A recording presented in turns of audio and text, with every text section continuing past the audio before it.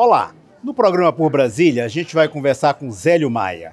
Ele é procurador do Distrito Federal, é paraibano de Catolé do Rocha, sempre se esforçou e através da educação ele vem galgando espaço na nossa vida cotidiana. E hoje ele vai bater um papo aqui com a gente, falar um pouco mais da vida dele, vai falar sobre os aspectos da política do Distrito Federal e a gente vai levar um bom papo. Zélio, seja muito bem-vindo. Queria que você falasse quem é Zélio Maia. Muito obrigado, Rossi. É muito bom estar aqui nesse bate-papo. Você que é uma referência na discussão da política do DF, né? Então, falar de política com você é, ao mesmo tempo, engrandecedor, né? Porque a gente aprende e a gente leva a nossa visão. O Zélio Maia, quem é o Zélio Maia? Zélio Maia é um paraibano lá de Catolé do Rocha, sempre faço questão de dizer a minha origem, né? Isso. Tem duas origens, tem duas coisas na minha vida, Rossi, que eu sempre carrego debaixo do braço. Uma é a cidade em que eu fui criado até os 9 anos, nasci e me criei até os 9 anos, que é Catolé do Rocha, no Alto Sertão Paraibano, e a outra é uma profissão que aprendi lá no interior do Goiás, que eu fui açougueiro e costumo dizer que sou açougueiro até hoje, tenho um açougue montado na minha casa. Que maravilha. Né? Então eu acho que são essas raízes que fazem com que a gente tenha construído ao longo desses 55 anos de vida uma história que deixou boas marcas no decorrer desses 55 anos de vida. Como eu falei, saí aos 9 anos de Catolé do Rocha, na Paraíba, fui para o estado de Goiás, lá morei em uma cidade chamada Mundo Novo de Goiás, até os 14 anos, só saí de lá para estudar. E vim estudar na casa da minha irmã aqui na Ceilândia, especificamente no Pessu, em 1982. Com muita dificuldade, como todo bom nordestino acostumado a vencer a seca, a gente foi obrigado a vencer diversos muros que foram construídos na nossa vida. E aí ingressei na Faculdade de Direito do CEUB, fiz a minha faculdade por 5 anos e de lá saí em 1990, para a luta, né? Quem é bacharel em Direito... É o advogado Zélio Maia. Exatamente. Eu iniciei a advocacia pelo Sindicato dos Bancários, fui estagiário do Sindicato dos Bancários. E qual é o grande aprendizado, Rócio, do Sindicato dos Bancários? Eu pude conviver com o trabalhador, com as necessidades. Nós estamos falando de 1990, a Constituição elaborada, recém-promulgada, que trazia diversos direitos ao trabalhador. E isso foi um aprendizado muito grande. Isso serviu para mim na minha carreira jurídica como advogado. Junto com a advocacia, eu iniciei as aulas. E por que eu fui dar aula? Fui dar aula por necessidade, Rosa. Sabia? Por quê? Porque a advocacia só dá resultado a médio e longo prazo. E eu precisava me alimentar, eu precisava pagar as contas. E aí eu recorri ao jornal para buscar a ocupação e encontrei uma atividade relacionada ao direito, professor de curso preparatório para concurso. Uma área que abracei, ganhei muito no que diz respeito a aprendizado, ganhei muito no que diz respeito a retorno de reconhecimento do meu trabalho e em pouco tempo, graças a Deus, eu passei a ser um professor reconhecido como referência nas matérias em que eu ministrei. Sempre o que, Zélio? Direito administrativo, constitucional? Direito, eu ministrei, comecei, claro, pela minha formação nos sindicatos bancários, eu iniciei dando aula de direito do trabalho e processo do trabalho. E depois eu migrei para direito constitucional. Também ministrei aula de direito penal e processo penal. Então, eu tive mais de 450 mil alunos em cursos preparatórios para concurso. O que é muito bom, nos traz um retorno afetivo muito grande. Por quê? Porque muitos e muitos desses meus alunos ingressaram no serviço público e nós temos uma referência em todo o serviço público ligação, graças a isso. E então você vê a educação como um elo para que as pessoas possam melhorar de vida, possam crescer, não pessoalmente somente, mas também profissionalmente. Profissionalmente e socialmente. Eu costumo dizer que eu sou fruto da educação. Toda a minha vida foi em situações muito adversas.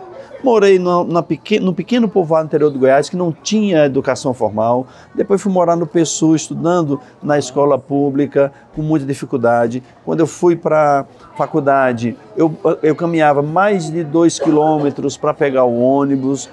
Então, as dificuldades eram muito grandes, mas eu sabia que era na educação que eu poderia ter condições de ter uma mobilidade social que eu desejava. E Por isso, a minha vida toda é pautada exatamente em buscar valorizar a educação.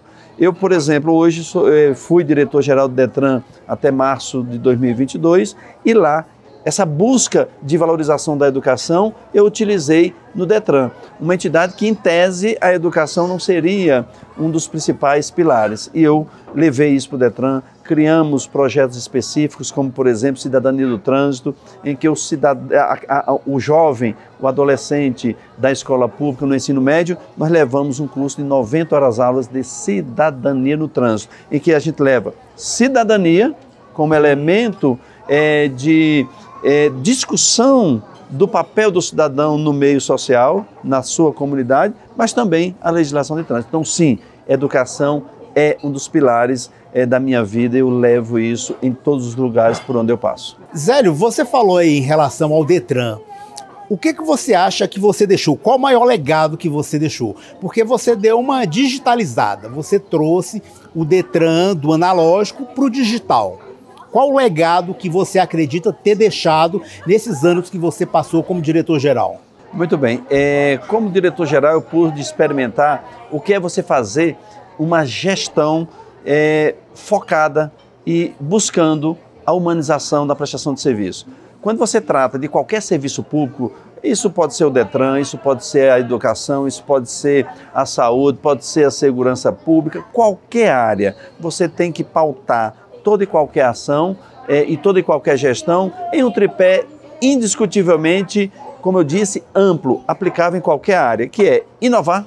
E quando eu falo inovar, não é só inovar tecnologicamente, é inovar no modo de gerir a coisa pública. 2, educação. Em qualquer área, a educação vai sim ser essencial. Na saúde, na segurança pública, sem um processo educativo da sociedade você não vai a lugar nenhum. E não esqueçamos, nós vivemos num país em que há um dos maiores fossos sociais, consequentemente educacionais. Então, reduzindo esse fosso com a entrega de educação a todos, com certeza você reduz a diferença social. E por fim, evidentemente, a humanização. Quando você inova, quando você educa, você traz a humanização na prestação de serviço. No Detran não foi diferente. Eu assumi o Detran e trouxe como lema acabar com o tratamento que não primava pela dignidade da pessoa humana. E por que eu falo isso? Eu, como professor de Direito Constitucional, eu vejo em pequenas coisas na sociedade defeitos que tiram a dignidade da pessoa. Vou dar um exemplo, na área da mobilidade urbana. Uma calçada mal feita, ela prejudica, por exemplo, o idoso, ela prejudica o cadeirante. Então, à frente do Detran, eu levei esse projeto como elemento essencial para humanizar a prestação de serviço. Por exemplo, nós digitalizamos mais de 30 serviços. Hoje, diversos serviços do cidadão, ele consegue realizar aqui através do smartphone. Exatamente. Só para você ter ideia, Rócio, hoje nós temos uma transferência eletrônica de veículo em que o cidadão não precisa sair de casa. Aliás, o cidadão não precisa estar no Brasil para fazer uma transferência eletrônica. Ele não precisa de cartório, ele não precisa de despachante, ele basta ter a biometria dele registrada no cadastro do Detran, que ele vai conseguir fazer a transferência do veículo dele aqui. Outro exemplo clássico, nós tivemos a força e a energia de transformar o sistema de vistoria do Detran, em que o sistema de vistoria do Detran era feito em apenas 8 postos do próprio Detran e nós levamos para empresas privadas credenciadas pelo Detran e hoje nós temos 63 postos. Desafogando o Detran. Desafogando a sociedade filas. Acima de tudo.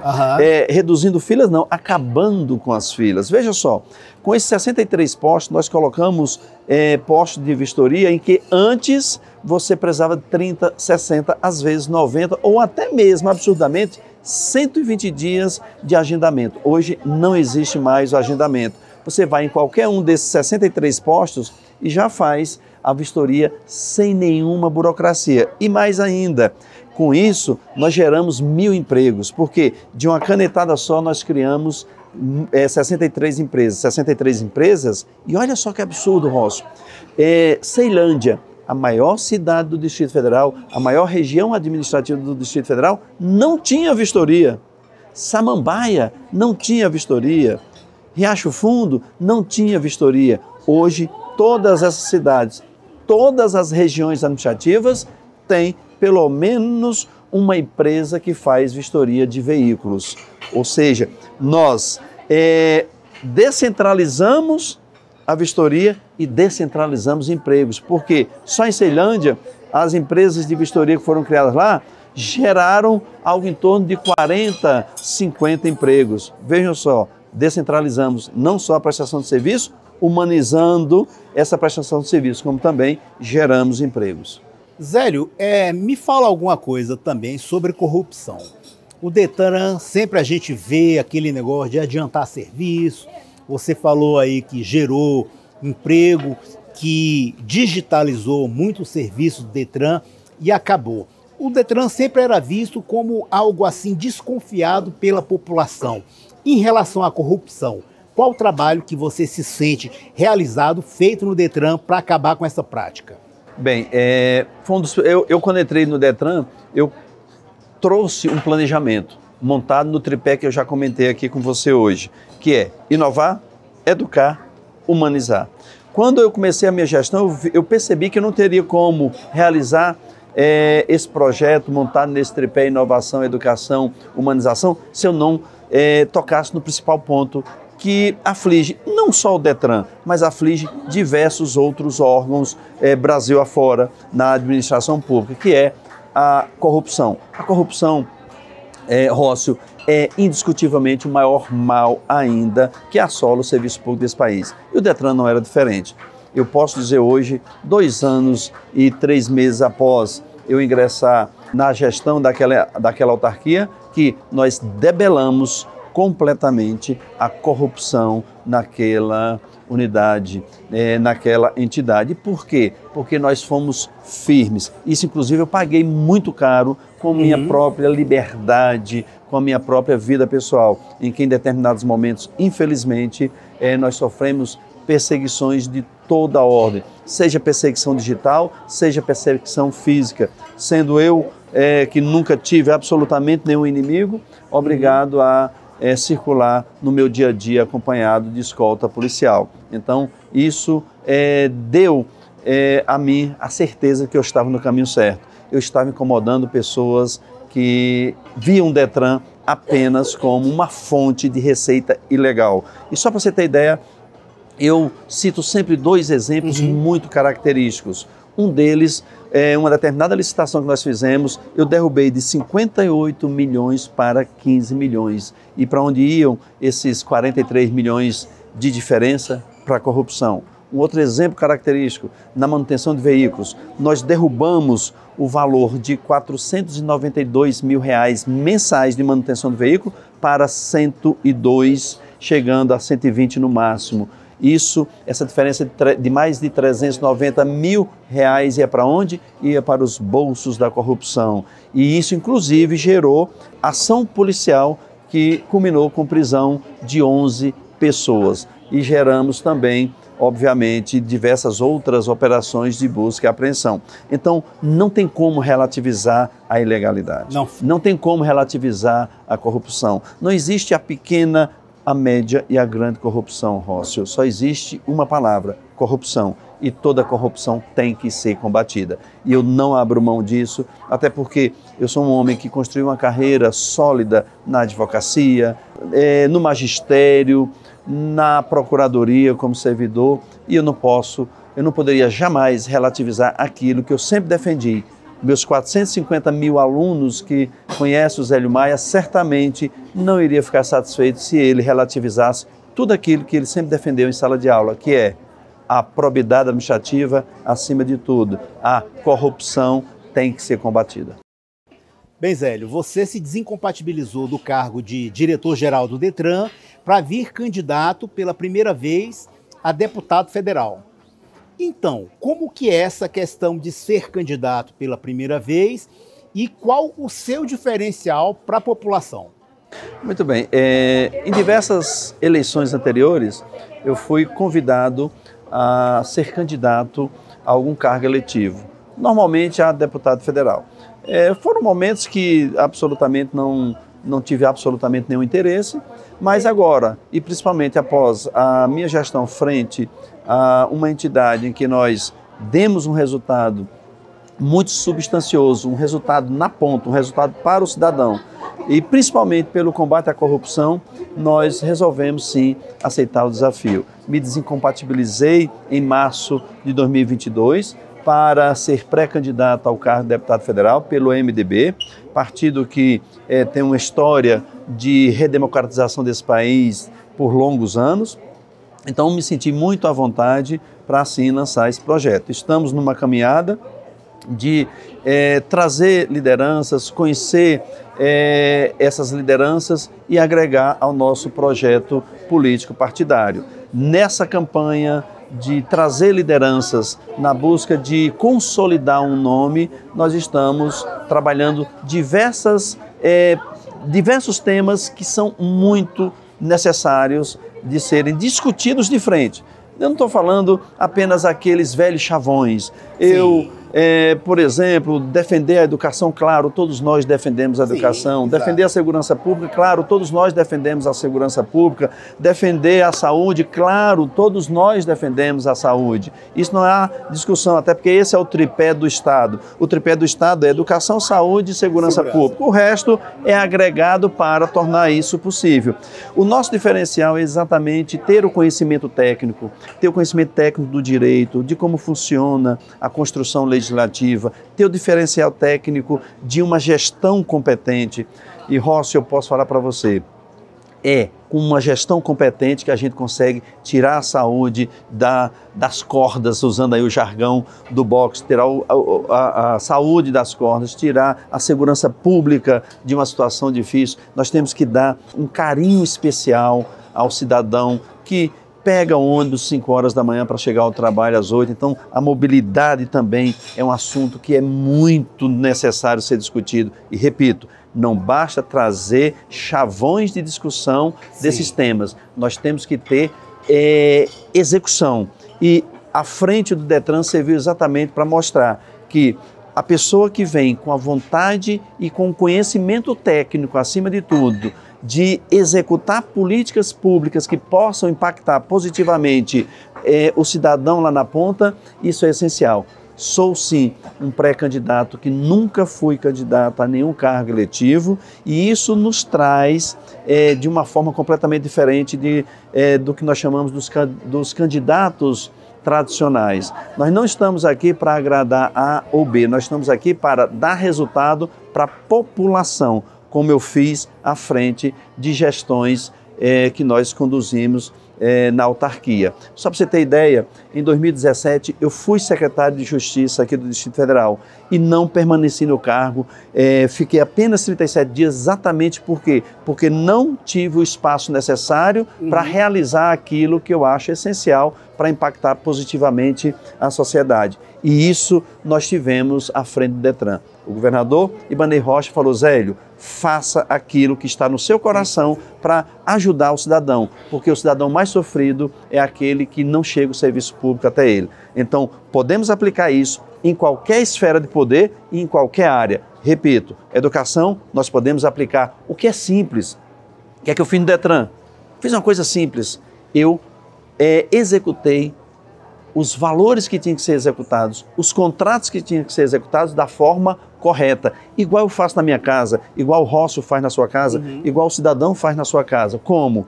Com economia e valorizando o dinheiro público, porque, Rócio, às vezes nós ouvimos, até do cidadão comum de boa fé, que dinheiro público é o dinheiro que não tem dono. Não tem dono. Ao contrário, cidadão, dinheiro público é o dinheiro que mais dono tem. O dinheiro público é meu dinheiro, é seu dinheiro, é dinheiro seu aí que está nos ouvindo, nos acompanhando aqui. Então, para cada quilo de arroz que nós compramos, nós temos ali um imposto de 20%, 30%. De cada quilo de açúcar que nós compramos, temos imposto ali de 20%, 30%. De cada gole de cerveja que o cidadão no barzinho toma, ali tem embutido 30%, 40% de imposto. Então esse dinheiro, ele existe, ele só precisa ser bem aplicado. E para ser bem aplicado, precisa de duas coisas. 1, combate à corrupção. 2, gestão profissional, que foi o que nós fizemos. Então essa gestão eu posso levar para um Ministério da Saúde, por exemplo, essa gestão eu posso levar para uma Secretaria de Segurança Pública, essa gestão competente eu posso levar, por exemplo, para uma Secretaria de Educação. Eu não estou falando do DF, eu estou falando do Brasil, eu estou falando de todas as unidades da federação. Então, e por que deputado federal e não deputado distrital? Pelo meu conhecimento técnico. E pelas nossas pautas, pelo que eu penso sobre melhorias para o Brasil, na Câmara Federal que nós podemos contribuir muito mais do que na Câmara Legislativa. Por exemplo, exatamente por ter um conhecimento técnico, nós devemos lembrar que o DF, saúde, educação, segurança pública, essas 3 áreas, o dinheiro vem da União.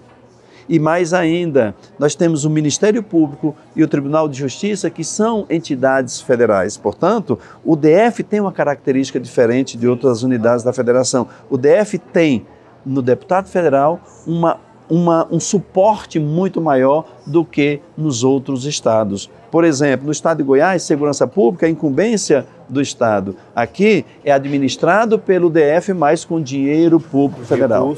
Federais. O Tribunal de Justiça do Estado de Goiás é um Tribunal de Justiça do Estado de Goiás. Aqui não, é um Tribunal de Justiça da União. E território. Que presta serviços para o Distrito Federal. Ou seja, as pautas são muito mais acolhedoras para o meu preparo, para o meu conhecimento técnico. E levando esse conhecimento técnico, esse preparo e essa experiência, não só na gestão pública, mas essa experiência de vida, desde vendedor de coentro lá no mercado de Catolé do Rocha, passando por açougueiro lá em Mundo Novo. Velhinho do Dindim. Exatamente, vendedor de calça na feira do Pessu. Não é isso? Por coincidência, o Rossi, só para lembrar, eu fui feirante lá na feira do Pessu. Então, isso tudo nos dá, essa experiência toda de vida, juntamente com o preparo técnico, nos dá a sensibilidade de saber o que é que o cidadão precisa. Porque eu já precisei de ônibus, eu já precisei de comida, eu já precisei brigar por livros, eu já precisei de tudo que me foi negado, mas nós vencemos. E venci, graças a Deus, pulando muitos muros. Meu lema, Rócio, é simples. Os meus filhos, os nossos filhos, não precisam pular muros. Nós temos que destruir esses muros que impedem a mobilidade social. Nós precisamos encurtar o buraco, o fosso entre o que mais tem e o que menos tem. E isso, com combate à corrupção, a gente consegue.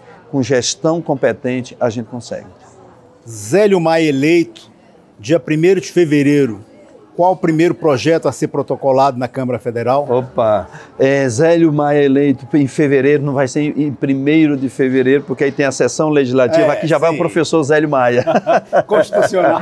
A partir de meados de fevereiro, não é isso? Nós vamos fazer estudos substanciais para tratar de um tema que eu julgo essencial, que é a responsabilidade do cidadão nas ruas. Hoje nós vivemos a maior epidemia da humanidade, que é a epidemia da morte no trânsito. É uma epidemia que indiscutivelmente tem que ser combatida com todo o rigor. Eu não vou apresentar um projeto, eu vou apresentar 2, Rócio. Um deles é discutir a questão da embriaguez ao volante para que ele se torne um crime doloso e não permaneça no campo do crime culposo. E o outro, principalmente, é fazer uma análise substancial da legislação que trata dos crimes de corrupção e nós promovermos um amplo debate para gerar uma legislação mais rigorosa. Nós estamos vivenciando hoje uma discussão muito ampla, que é a discussão de políticos que indiscutivelmente cometeram crimes e estão tendo a oportunidade de permanecer como agentes públicos. O agente público, ele não é que ele pode ser honesto, ele tem a obrigação de ser honesto. Ele tem que, pelo simples fato de ser agente público, seja de qual esfera for, seja o concursado, seja o eletivo, seja o comissionado, ele tem a obrigação da honestidade. Portanto, nós temos que estabelecer parâmetros claros de que quem tem ficha suja não pode permanecer no serviço público. Repito, seja como comissionado, seja como servidor efetivo, seja como um agente público eletivo. Todos eles têm que ter a responsabilidade de que, uma vez agente público, ele tem que ser exemplo. Porque se o meu representante não tem a honestidade como elemento definidor da sua conduta, eu como cidadão, eu não tenho a mesma responsabilidade, portanto, ter naquele que está lá na ponta o exemplo de que o que está nas esferas de poder é honesto, é essencial para que nós tenhamos uma sociedade correta, honesta e cumpridora dos seus deveres. Bem, Zélio, você falou aí um pouco da sua história, falou da sua gestão profissional no Detran, como professor, falou um pouco das suas ansiedades em relação à política, falou que é um pré-candidato. Agora nosso tempo acabou. Eu queria que você fizesse suas considerações finais para a gente fechar esse programa com chave de ouro. Muito bem. Eu ingressar na política aos 55 anos me traz uma responsabilidade muito grande. E depois de construir uma carreira sólida, respeitada em todas as esferas por onde eu passei, faz com que a gente não possa ter o direito de errar. E dentro desse não poder ter o direito de errar, eu não posso esquecer daquele dia que eu saí lá do interior do Goiás, em que minha mãe olhou para mim e falou: meu filho, não me decepcione. Portanto, a sociedade brasiliense terá no Zélio Maia o mesmo Zélio Maia que Dona Lourdes despachou, literalmente, para estudar no PSOL, em que ela, quando disse não me decepciona, ela disse muita coisa em uma só frase. A grande sabedoria de minha mãe, Dona Lourdes Maia, ela me faz pensar cada dia em que, assumindo um projeto político, não vou decepcionar, não só ela, como toda a sociedade do Distrito Federal, em que estaremos sempre de portas abertas, porque eu conheço cada canto desta cidade como morador.